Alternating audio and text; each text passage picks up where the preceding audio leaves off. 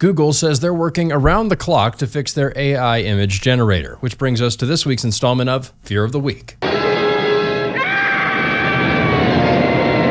This week's fear, DEAI. See, it turns out that Google's chatbot had a particularly hard time generating pictures of white people. No white people groups, no white families. Here's its idea of the American founding fathers, a 17th century physicist, and Henry Ford. The only way you could reliably get white people is if you asked it to produce stereotypical images of things black people like. But if you really want an AI-generated image of a white guy, just download a picture of me. Google initially doubled down, with the product lead saying that the results look correct. I mean, what do you think the Nazis looked like? But eventually they apologized, saying that they overcompensated for diversity, which I believe is Nikki Haley's campaign slogan. A minority, conservative female. Remember, this is the AI that's incorporated into Google Search and Gmail. So next time you click on a Zoom link, you might end up looking at a picture of Black Napoleon. The kind of people who made this are the same ones who erased non-white people from our nation's food packaging. Aunt Jemima, the Land O'Lakes girl, Uncle Ben, because these were seen as oppressive. For whatever reason, Americans love buying food with non-white people on it, though in retrospect the Trayvon Martin Skittles campaign was a little tasteless. But now non-white people are being inserted where they never were, because that's empowering.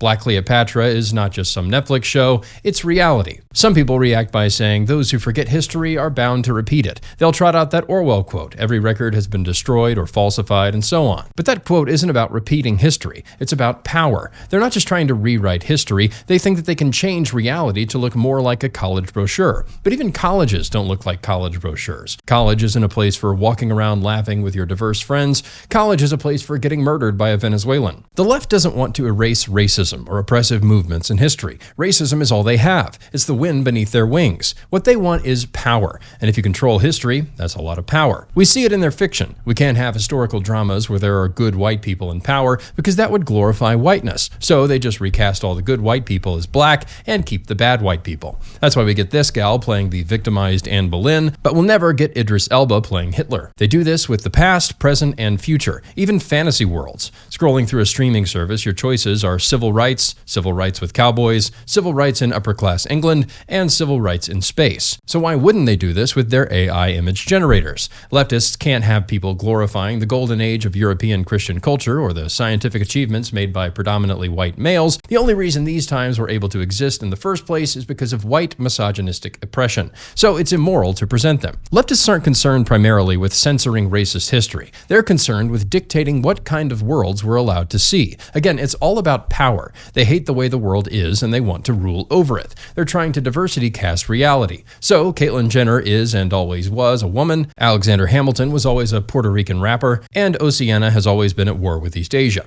Anyway, you can't generate images with Gemini anymore, at least for a couple of weeks. Though for some reason, when I ask what 2 + 2 is, it still gives me Black George Washington. So now it's just a chatbot, which can't be that bad, right? Well, maybe it can, because according to Gemini, babies might be racist, and so might dogs, and BLM riots didn't spread COVID. Oh good, when I saw these pictures, my first thought was, what about COVID? But my question is, who would be asking these questions to an AI model? Why wouldn't you ask someone you trust, maybe an older relative or friend? Okay, boomerang. Oh, right.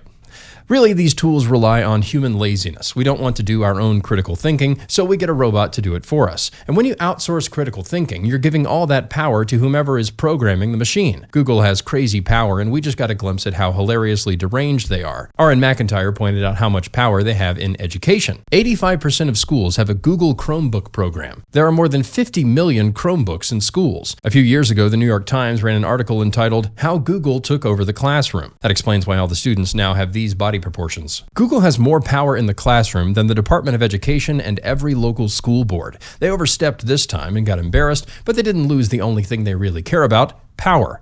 Google is Marty McFly, and their guitar solo is Indian Henry Ford. All they're saying now is, I guess you guys aren't ready for that yet.